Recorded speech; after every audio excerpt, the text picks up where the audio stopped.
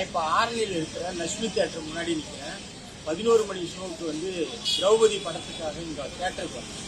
ஆனால் இங்கே வந்தப்போ தியேட்டருடைய என்ட்ரன்ஸ்லேயே பார்த்தோம்னா திரௌபதி அப்படின்ற படத்துக்கான எந்த பேனரும் இல்லை, எதுவுமே இல்லை. நீங்கள் இப்போ சுற்றி எனக்கு பின்னாடி எல்லாத்தையும் பார்ப்பீங்க. தியேட்டரு இந்த பக்கம் இந்த சைடில் எல்லாமே முழுக்க முழுக்க ஜனநாயகனுக்கான பேனர்களும் அது சார்ந்த விளம்பரம் தான் இருக்குது. இந்த தியேட்டரில் திரௌபதி அப்படின்ற படம் ஓடுதா அப்படின்றதே ஒரு பெரிய சந்தேகமாக இருக்குது. பார்க்குற எல்லாருக்குமே இங்கே திரௌபதி ஓடல, ஜனநாயகன் தான் ஓடின்னு இருக்குது அப்படின்ற நிலை தான் இங்கே இருக்குது.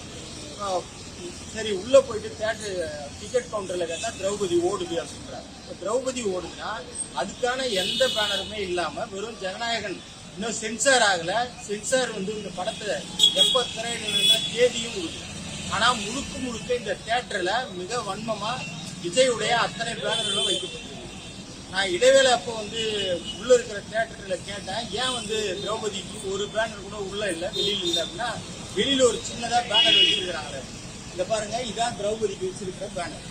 அங்கே ஒரு ஒட்டியிருக்கிற ஒரே ஒரு போஸ்டர். இப்போ ஒரு படத்தை வந்து உங்களுக்கு திரையிட விருப்பம் இல்லை அப்படின்னு சொன்னால் தியேட்டர் எடுக்காதீங்க. ஆனால் ஒரு தியேட்டரில் படத்தை எடுத்துட்டு இன்னொரு சென்சாரே ஆகாத ஒரு படத்துக்கு இத்தனை பேனரும் இவ்வளவு விளம்பரமும் நீங்க வைக்கிறீங்கன்னு சொன்னா இது எந்த நோக்கத்துக்காக வைக்கப்படுறது? அப்ப எதுக்காக நீங்க இந்த தியேட்டர்ல திரௌபதியை திரையிடுறீங்க? இப்படி பல கேள்விகள் இருக்கு. அப்ப இதுக்கு பின்னாடி என்ன இருக்குது? திட்டமிட்டு இயக்குனர் மோகன்ஜி சொல்ற மாதிரி இந்த திரைப்படத்தை ஓடக்கூடாது, ஓட வைக்கவே கூடாது அப்படின்றதுக்கான வேலைகள் தமிழ்நாடு முழுக்க நடக்குது. இது அவர் வைக்கிற குற்றச்சாட்டு.